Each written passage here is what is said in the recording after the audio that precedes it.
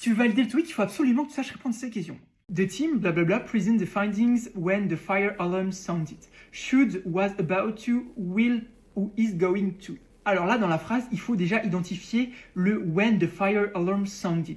Ça veut dire qu'on est dans le passé. Qu'est-ce qu'on cherche à dire là? L'équipe était sur le point de présenter ses conclusions au moment où l'alarme incendie s'est déclenchée, s'est allumée, quelque chose comme ça.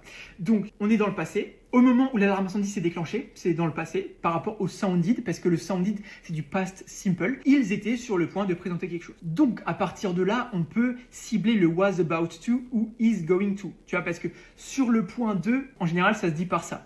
Donc ensuite, on a dit que c'était du passé, donc forcément was about to, parce que l'équipe était sur le point de présenter ses conclusions, donc c'est du passé, donc le was est beaucoup plus adapté que le is. Le is c'est du présent, donc on n'est pas vraiment dans le présent ici. Le will, bah en fait, il irait pas, parce que le will, ce serait plutôt pour parler de quelque chose de futur ou de présent. Des fois, ça peut arriver qu'on utilise will pour parler de quelque chose de présent. Ici, on est passé.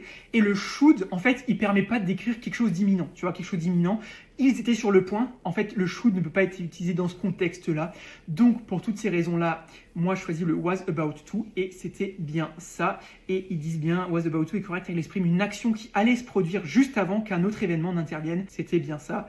Donc, voilà. Si jamais tu as appris les choses, n'hésite pas à t'abonner, à liker et à partager cette vidéo avec tes potes.